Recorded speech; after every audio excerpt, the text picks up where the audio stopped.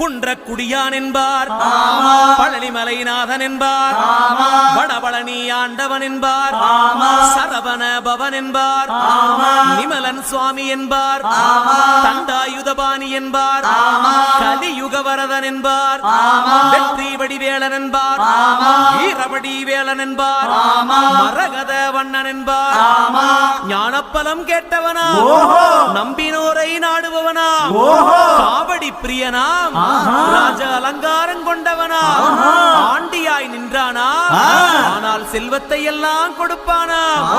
அப்படிப்பட்ட முருகனவன் ரொம்ப ரொம்ப சின்னவனா சுவாமி. சின்ன சின்ன